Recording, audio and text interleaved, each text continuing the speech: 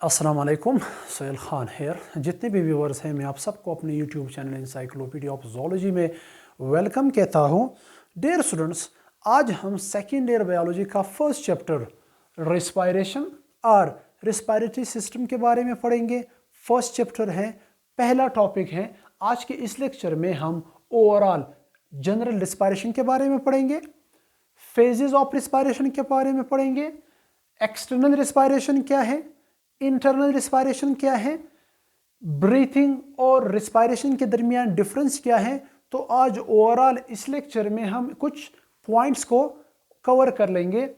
Students, याद रखना, हमारे बॉडी में ट्रिलियन ऑफ सेल्स पाए जाते हैं, ट्रिलियन ऑफ सेल्स। इन सब सेल्स को जिंदा रहने के लिए ऑक्सीजन चाहिए, इन सब सेल को जिंदा रहने के लिए एटीपी चाहिए। अब वो एटीपी कहाँ से मिलेगी, वो ऑक्सीजन कहाँ से मिलेगा। ये जो ट्रिलियन सेल्स हैं, इन सब को हमने ऑक्सीजन प्रोवाइड करना है, क्योंकि ये जो ऑक्सीजन है वो जो न्यूट्रिएंट्स हम खाते हैं ग्लूकोज की फॉर्म में, कार्बोहाइड्रेट की फॉर्म में, प्रोटीन वगैरह की फॉर्म में, इनके दरमियान में जो केमिकल बॉन्ड है, एनर्जी उस केमिकल बॉन्ड में है। तो जो ऑक्सीजन है वो उस केमिकल बॉन्ड को तोड़ेगा और एनर्जी रिलीज करेगा। अब क्वेश्चन ये आते हैं कि ये ऑक्सीजन आएगा कहाँ से, कैसे हम ऑक्सीजन को इस ट्रिलियन ऑफ सेल्स में सप्लाई करेंगे। कोई सिस्टम तो होगा। यस, एग्जैक्टली, हमारे बॉडी में एक सिस्टम है, उस सिस्टम को हम कहते हैं रिस्पायरेटरी सिस्टम। वही रिस्पायरेटरी सिस्टम रिस्पॉन्सिबल है इस ट्रिलियन ऑफ सेल्स को ऑक्सीजन प्रोवाइड करने के लिए। जब हम उसको ऑक्सीजन प्रोवाइड करेंगे तब उनके दरमियान में जो मैक्रो मॉलिक्यूल्स हैं, ग्लूकोज, प्रोटीन, कार्बोहाइड्रेट वगैरह जो हैं, उसके दरमियान में केमिकल बॉन्ड की ब्रेकडाउन हो जाएगी, नतीजे में एटीपी हमें मिल जाएगी। तो अब रिस्पायरेशन क्या है, रिस्पायरेशन क्या है स्टूडेंट्स? रिस्पायरेशन का यहाँ पे मैंने बहुत ही सिंपल डेफिनेशन लिखा है। Respiration is the process by which oxygen is taken in and carbon dioxide is given out. Respiration एक ऐसा प्रोसेस है जिसमें हम एटमॉस्फेयर से ऑक्सीजन लेते हैं एंड कार्बन डाइऑक्साइड को हम एक्सेल करते हैं। बस यही रिस्पायरेशन है और कुछ भी नहीं इसमें। रिस्पायरेशन एक ऐसा प्रोसेस है जिसमें हम ऑक्सीजन लेते हैं और कार्बन डाइऑक्साइड को एक्सेल करते हैं। अब ये ऑक्सीजन का लेना, कार्बन डाइऑक्साइड का निकालना, ये दो स्टेप्स में कंप्लीट होते हैं। यानी हम ये कह सकते हैं कि जो रिस्पायरेशन की जो प्रोसेस है, जो मैकेनिज्म है, वो दो फेजेस में कंप्लीट होते हैं। फेजेस ऑफ रिस्पायरेशन जो हमारे पास है, external respiration and internal respiration. याद रखना स्टूडेंट्स, यहाँ पे बहुत सारे स्टूडेंट मिस्टेक करते हैं। कैसे मिस्टेक करते हैं? वो कहते हैं कि external respiration and internal respiration are the types of respiration. बिल्कुल भी नहीं। एक्सटर्नल रिस्पायरेशन और इंटरनल रिस्पायरेशन रिस्पायरेशन के टाइप्स नहीं है। External and internal respiration are the phases, or steps of respiration. कैसे हम ऑक्सीजन लेते हैं, कैसे हम कार्बन डाइऑक्साइड को एक्सेल करते हैं, ये दो स्टेप्स में कंप्लीट होते हैं। उस स्टेप्स को हम कहते हैं एक्सटर्नल रिस्पायरेशन और इंटरनल रिस्पायरेशन, या उसको हम कहते उस स्टेप्स को या पेजेस को हो, दोनों एक ही नाम है। टाइप्स ऑफ रिस्पायरेशन क्या है, इंशाल्लाह नेक्स्ट लेक्चर में हम उसी को कवर करेंगे। टाइप्स ऑफ रिस्पायरेशन हम दो तरीकों से करते हैं। Types of respiration on the basis of contact, जिसमें हमारे पास क्यूटिनस रिस्पायरेशन भी आते हैं, पल्मोनरी रिस्पायरेशन भी आते हैं, बकल फेरेंजियल रिस्पायरेशन वगैरह सारे आते हैं। और दूसरी टाइप जो है, types of respiration on the basis of presence और एब्सेंस ऑफ ऑक्सीजन। ऑक्सीजन की मौजूदगी या ऑक्सीजन की गैर मौजूदगी में भी जो रिस्पायरेशन होती हैं, कौन से? Aerobic respiration and anaerobic respiration. तो एरोबिक, एनारोबिक रिस्पायरेशन या क्यूटिनस रिस्पायरेशन या बकोपेरेंजियल रिस्पायरेशन वगैरह जो है, वही रिस्पायरेशन के टाइप्स हैं। External and internal respiration respiration के टाइप्स नहीं है, याद रखना। अब ये एक्सटर्नल रिस्पायरेशन क्या है, इसकी डिफिनेशन और कुछ पॉइंट्स मैंने लिखे हैं। फिलहाल इस डिफिनेशन को रहने दें। डायग्राम की तरफ हम आते हैं। स्टूडेंट्स, इस डायग्राम में यहाँ पे मैंने एक सिंपल सा लंग्स और हार्ट वगैरह ड्रा किए आप लोगों को समझाने के लिए।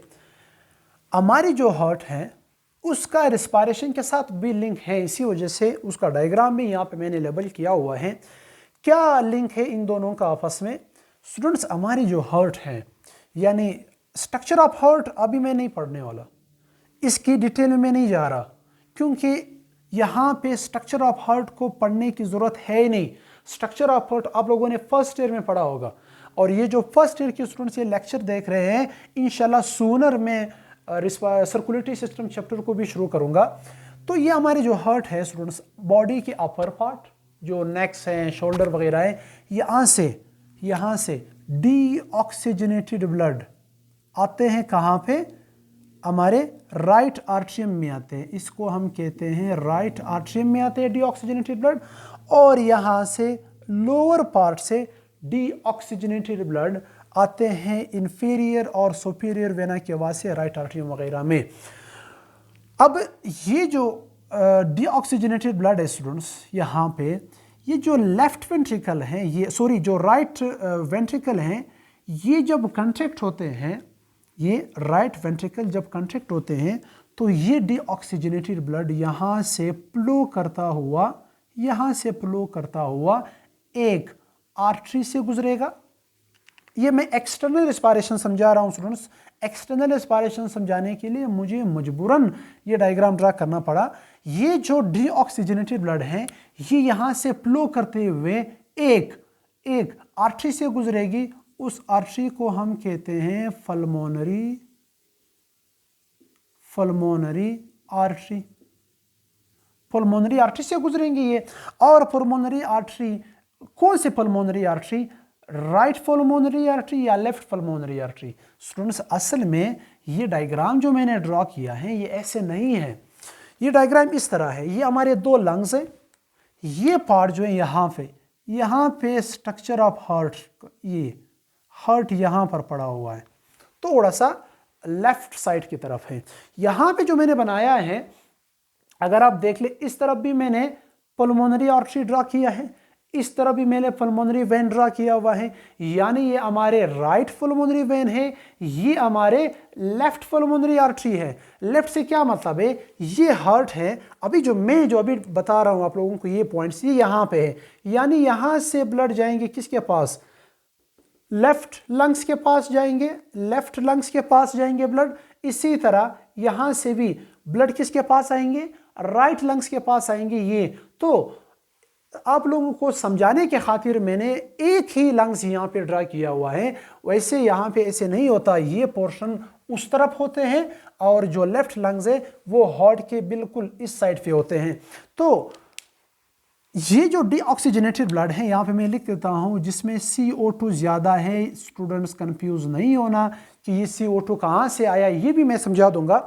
अब ये ब्लड आते हैं किसके पास? लंग्स के पास आते हैं। क्यों लंग्स के पास जाते हैं ये ब्लड? ये जो डीऑक्सीजनेटेड ब्लड है, ये हम किडनी के पास क्यों नहीं बेचते? ये जो डीऑक्सीजनेटेड ब्लड है, ये हम डाइजेस्टिव सिस्टम के पास क्यों नहीं बेचते? ये जो डीऑक्सीजनेटेड ब्लड है, ये हम लिवर वगैरह के पास क्यों नहीं बेचते? वहाँ पे ये क्यों ट्रांसपोर्ट नहीं होते? इस वजह से, क्योंकि लंग जो है ये रिस्पायरेटरी ऑर्गन है। कैसे रिस्पायरेटरी ऑर्गन है? स्टूडेंट्स, एटमॉस्फेयर से हम क्या लेते हैं? एटमॉस्फेयर से हम ऑक्सीजन लेते हैं। क्यों लेते हैं? क्योंकि एटमॉस्फेयर में ऑक्सीजन की पार्शियल प्रेशर ज़्यादा है as compare to carbon dioxide वगैरह से। तो यहाँ से ऑक्सीजन डिफ्यूजन के थ्रू हम लेते हैं, तो वो ऑक्सीजन एक पूरे रिस्पायरेटरी सिस्टम में ट्रांसपोर्ट होगा। यहाँ से आएगा कहाँ पे? वो ऑक्सीजन फ्लो करते हुए किसके पास आएगा? अल्विलाई के पास आएगा। ये ऑक्सीजन है यहाँ पे पड़ा हुआ है। और यहाँ से बॉडी के डिफरेंट सेल्स में जब ग्लूकोज की ब्रेकडाउन होती है, नतीजे में जो कार्बन डाइऑक्साइड होती है, वो हमने भिजवाना है लंग्स के पास ब्लड को साफ करवाने के लिए।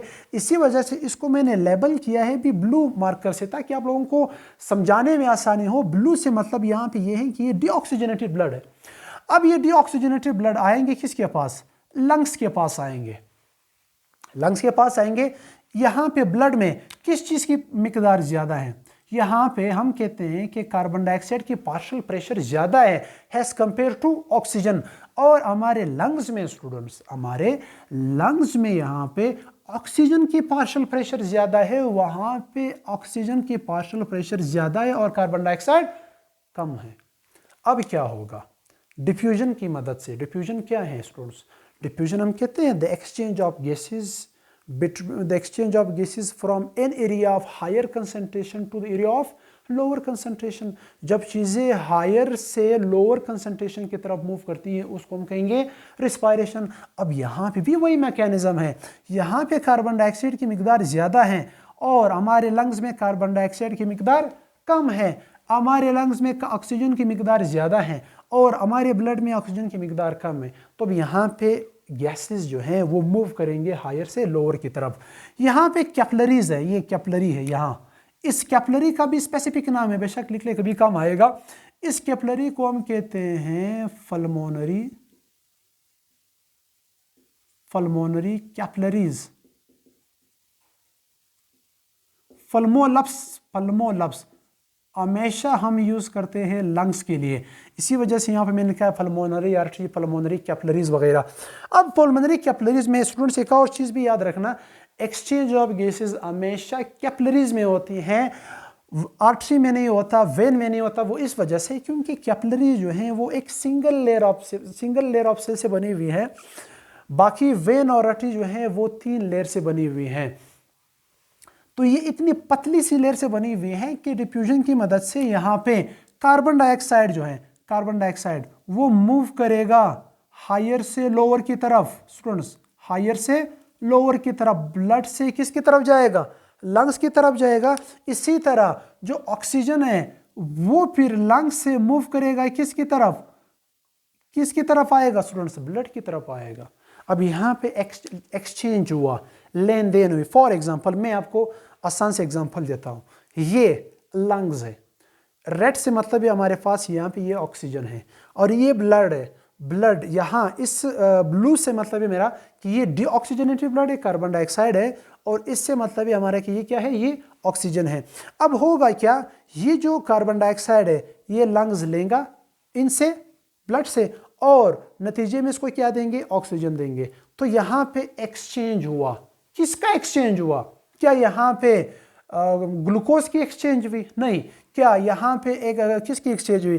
क्या यहाँ पे एटीपी की एक्सचेंज हुई? नहीं। किस चीज़ का एक्सचेंज हुआ? गैसेस का एक्सचेंज हुआ स्टूडेंट्स। कौन से गैसेस का एक्सचेंज हुआ? कार्बन डाइऑक्साइड और ऑक्सीजन का। यहाँ पे गैसेस, 2 जो गैसेस हैं यहाँ पे उनकी एक्सचेंज हुई। तो उस एक्सचेंज ऑफ गैसेस को हम नाम क्या देंगे?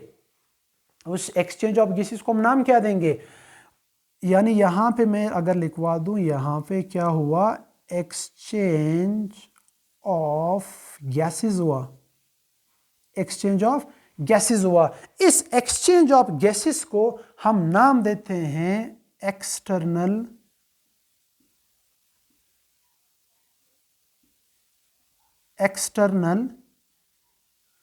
रिस्पायरेशन। क्या कहेंगे इसको? हम एक्सटर्नल रिस्पायरेशन कहेंगे। फिर स्टूडेंट्स, ये जो ऑक्सीजनेटेड ब्लड है, अब इसको मैंने रेड पेन से लेबल किया हुआ है ताकि आप लोगों को समझाने में आसानी हो। रेड से मतलब ये है कि ये साफ खून है, ऑक्सीजनेटेड ब्लड है। ऑक्सीजनेटेड ब्लड से मतलब है कि अब इसमें कार्बन डाइऑक्साइड नहीं है, इसमें ऑक्सीजन ज्यादा है। अब ये साफ ब्लड दोबारा किसके पास आएगा? हार्ट के पास आएगा। लेकिन इस बार साफ खून को लाने वाला कौन होगा? पल्मोनरी वेन होगा students. Pulmonary vein, pulmonary artery और पल्मोनरी वेन वो वाहिद ब्लड वेसल है हमारे बॉडी में जो एक दूसरे के ऑपोजिट काम करते हैं। ये आप लोगों ने पढ़ा होगा। अच्छा, अब याद रखना स्टूडेंट्स, ये जो साफ ब्लड हैं अब ये दोबारा आएंगे किसके पास आएंगे? ये जो साफ ब्लड हैं अब ये आएंगे लेफ्ट आर्टरियम में। लेफ्ट आर्टरियम से किसके पास आएंगे? लेफ्ट वेंट्रिकल में आएंगे। साफ ब्लड है। अब साफ ब्लड, ऑक्सीजनेटेड ब्लड यहाँ पर है, अब इन्होंने पूरे बॉडी में सप्लाई करना है। तो ये जो एक्सचेंज ऑफ गैसेस हैं जिसको हम कहते हैं एक्सटर्नल रिस्पायरेशन। अब हम आते हैं इसकी डेफिनेशन की तरफ। एक्सटर्नल रिस्पायरेशन या जिसको हम ब्रीथिंग भी कहते हैं। The exchange of gases, exchange of gases हुआ या नहीं? ऑक्सीजन लंग्स ने किसको दिया? ब्लड को दिया, और ब्लड ने कार्बन डाइऑक्साइड किसको दिया? लंग्स को दिया। तो इन दोनों के दरमियान में एक्सचेंज हुआ या नहीं? किस चीज का एक्सचेंज हुआ? गैसेस का एक्सचेंज हुआ।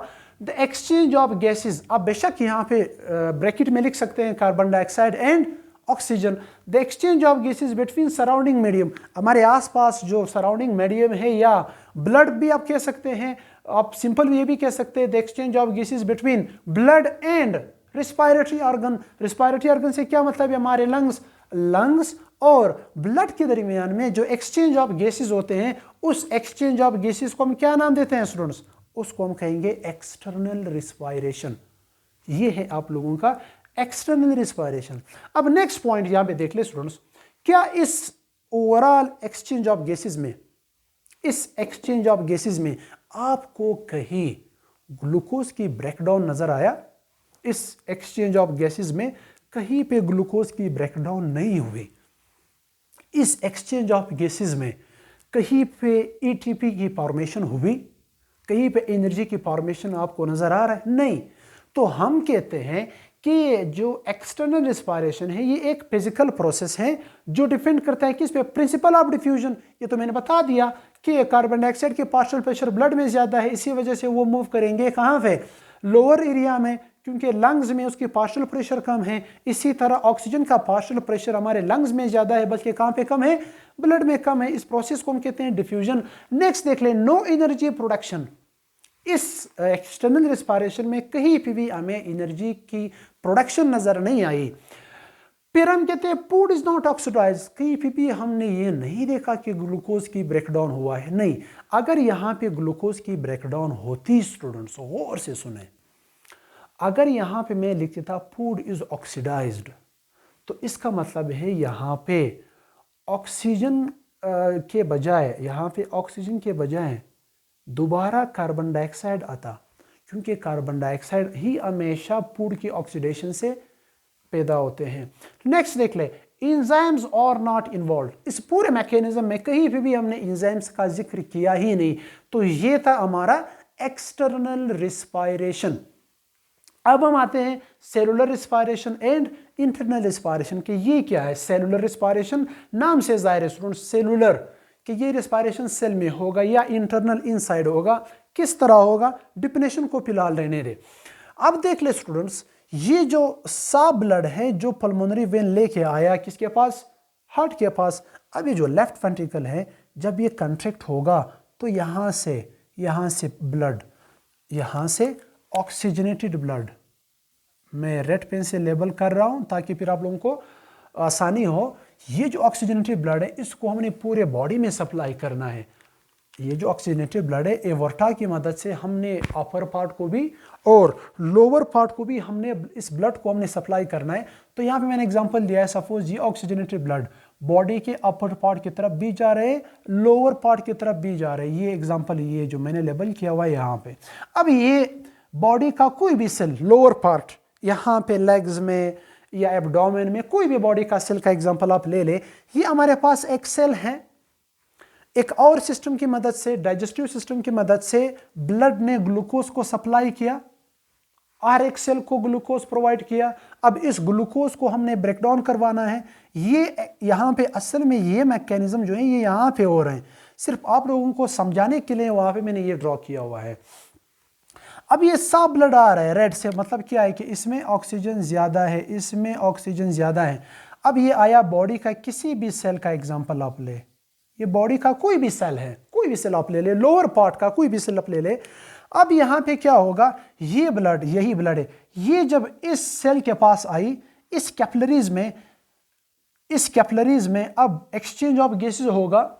इस ब्लड के पास ऑक्सीजन ज्यादा है, लेकिन इस ग्लूकोज, इस सेल के पास जो ग्लूकोज है इसकी ब्रेकडाउन हमने करवानी है, क्योंकि वो जो ट्रिलियन सेल्स हैं हमारे बॉडी में, सबको जिंदा रहने के लिए एटीपी भी चाहिए। अब वो एटीपी कहाँ से आएगी जरा देखते हैं, और ये कार्बन डाइऑक्साइड कहाँ से आएगा।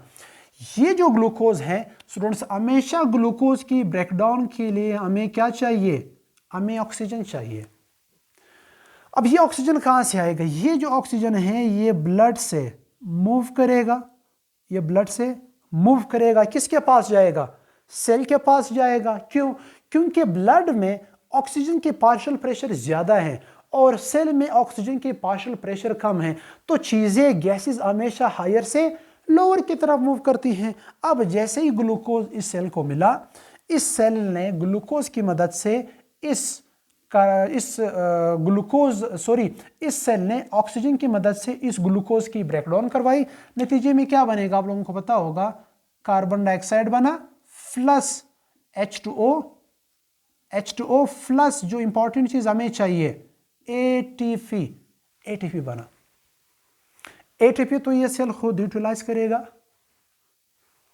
अब रही बात इस कार्बन डाइऑक्साइड की, इस कार्बन डाइऑक्साइड का हमने क्या करना है? ये कार्बन डाइऑक्साइड अगर इस टिश्यू में रहेगा, ये कार्बन डाइऑक्साइड अगर इस सेल में रहेगा, तो ये इस सेल्स के लिए बहुत ही हार्मफुल भी है। ये ब्लड की पीएच को बढ़ा देगा। तो इस वजह से इस कार्बन डाइऑक्साइड को हमने बॉडी से रिमूव करवाना है। तो ये कार्बन डाइऑक्साइड अब आएगा किसके पास? ब्लड के पास आएगा स्टूडेंट्स। ये कार्बन डाइऑक्साइड किसके पास आएगा? ब्लड के पास आएगा। ये है एक्सचेंज ऑफ गैसेस। यहां पे इन दोनों के दरमियान में एक्सचेंज ऑफ गैसेस हुआ। कैसे? यानी इस कैपिलरी से इन्होंने क्या लिया? ऑक्सीजन लिया ताकि इस ग्लूकोज की ब्रेकडाउन कर सके। प्लस ग्लूकोज की ब्रेकडाउन से जो कार्बन डाइऑक्साइड जनरेट हुआ, जो CO2 जनरेट हुई कार्बन डाइऑक्साइड, वो कार्बन डाइऑक्साइड इन्होंने दोबारा किसको दिया? वो कार्बन डाइऑक्साइड इन्होंने दोबारा ब्लड को दिया। अब यहां पे फिर एक्सचेंज ऑफ गैसेस हुई। अब इस ब्लड को हम कौन सा ब्लड कहेंगे स्टूडेंट्स? जिसमें कार्बन डाइऑक्साइड ज्यादा है। इस ब्लड को हम कहेंगे डीऑक्सीजनेटेड ब्लड।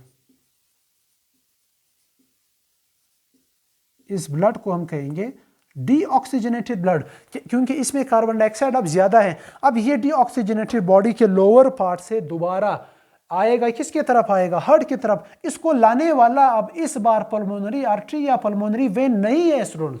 क्यों नहीं है? क्योंकि अगर पल्मोनरी होता तो वहां पे लंग्स का जिक्र लाजमी होता, क्योंकि जहां पे लंग्स होगा वहां पे किसकी जिक्र होगी? पल्मों की लफ्ज होगी। अब यहां पे ये भी कैपिलरीज हैं। इस कैपिलरीज का नाम क्या होगा? इस कैपिलरी का नाम पल्मोनरी कैपिलरी नहीं है, इस कैपिलरी का नाम है सिस्टेमिक कैपिलरीज। इसका नाम है सिस्टेमिक कैपिलरीज। अब ये डीऑक्सीजनेटेड ब्लड आएगा दोबारा किसके पास आएगा स्टूडेंट्स? ये आएगा दोबारा हार्ट के पास आएगा। अब इसमें कौन सा ब्लड है स्टूडेंट्स? इसमें CO2 है, इसमें कार्बन डाइऑक्साइड है। इसी तरह बॉडी के अपर पार्ट, नेक, शोल्डर वगैरह में भी यहां पे भी एक्सचेंज ऑफ गैसेस हो जाएगा। यहां पे भी जो ऑक्सीजन है वो इसको मिलेगा और CO2 कौन लेगा? ब्लड लेगा। अब ये डीऑक्सीजनेटेड फिर दोबारा बॉडी के पास आएगा, हार्ट के पास आएगा यहां से ये। अब ये दोबारा कौन सा ब्लड आएगा? कार्बन डाइऑक्साइड यानी डीऑक्सीजनेटेड ब्लड होगा। फिर इसी तरह डीऑक्सीजनेटेड ब्लड हार्ट दोबारा राइट आर्ट्रियम से राइट वेंट्रिकल के पास आएगा। राइट वेंट्रिकल फिर इसको भिजवा देगा किसके पास? लंग्स के पास, कि आप इसको साफ करवा दे। तो अब यहां पे देखिए स्टूडेंट्स, यहां पे भी क्या हुआ? यहां पे भी एक्सचेंज ऑफ गैसेस हुआ। यहां पे भी एक्सचेंज ऑफ गैसेस हुआ, यहां पे भी एक्सचेंज ऑफ गैसेस हुआ था। अब इस एक्सचेंज ऑफ गैसेस को हम क्या कहेंगे? इस एक्सचेंज ऑफ गैसेस को स्टूडेंट्स हम स्पेसिफिक नाम देंगे। इसको हम कहेंगे सेलुलर रिस्पायरेशन, या आप इसको इंटरनल रिस्पायरेशन भी कह सकते हैं। अब हम आते हैं इसकी डेफिनेशन की तरफ। सेलुलर रिस्पायरेशन या इंटरनल रिस्पायरेशन क्या है? द एक्सचेंज ऑफ गैसेस का एक्सचेंज होना और कार्बन डाइऑक्साइड का सेल के पास कार्बन डाइऑक्साइड का सेल से ब्लड के पास जाना और ब्लड का और ऑक्सीजन का ब्लड से सेल के पास आना। The exchange of gases between blood and body cell, ये इंपॉर्टेंट वर्ड है, blood and body cell. Blood और बॉडी सेल के दरमियान जो एक्सचेंज ऑफ गैसेस होती हैं उसको हम कहते हैं सेलुलर रिस्पायरेशन या इंटरनल रिस्पायरेशन। लंग्स और ब्लड के दरमियान जो एक्सचेंज ऑफ गैसेस होते हैं उसको हम कहते हैं, कहाँ पे लिखा है, उसको हम कहेंगे एक्सटर्नल रिस्पायरेशन, या इसको हम ब्रीथिंग भी कहते हैं,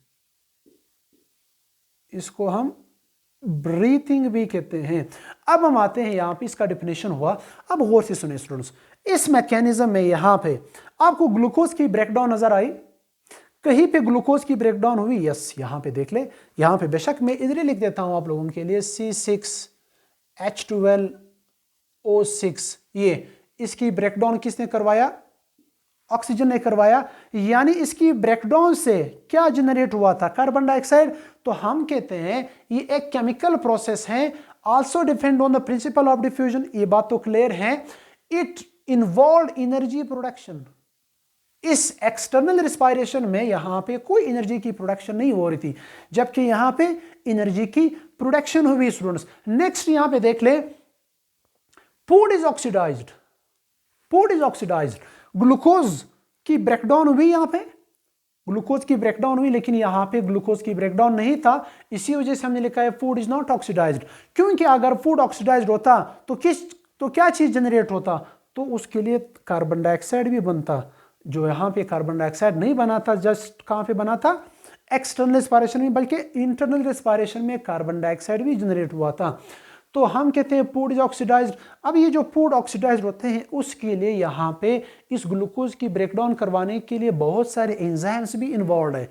तो हम ये कह सकते हैं कि एंजाइम्स आर आल्सो इन्वॉल्व, लेकिन यहाँ पे एंजाइम्स इन्वॉल्व नहीं थे। तो स्टूडेंट्स, इस एक्सचेंज ऑफ गैसेस को हम कहते हैं एक्सटर्नल रिस्पायरेशन। इस एक्सचेंज ऑफ गैसेस जो ब्लड और बॉडी सेल के दरमियान होते हैं उसको हम कहते हैं सेलुलर रिस्पायरेशन या इंटरनल रिस्पायरेशन। तो ये था स्टूडेंट्स रिस्पायरेशन, उसके पैजेस एक्सटर्नल और इंटरनल रिस्पायरेशन। इंशाल्लाह नेक्स्ट लेक्चर में हम टाइप्स ऑफ रिस्पायरेशन या स्ट्रक्चर ऑफ रिस्पायरेटरी सिस्टम या स्ट्रक्चर ऑफ लंग्स पढ़ेंगे कि रिस्पायरेटरी सिस्टम में कौन से पार्ट्स आते हैं, लंग्स का स्ट्रक्चर किस तरह है। यहाँ पे हमने किसी चीज़ की जिक्र नहीं किया है, यहाँ पे हमने ट्रिकिया, ब्रोंका, ब्रोंकियोस वगैरह नहीं पढ़े, क्योंकि ये हमने आगे पढ़ना है। So thank you, see you इंशाल्लाह इन नेक्स्ट लेक्चर।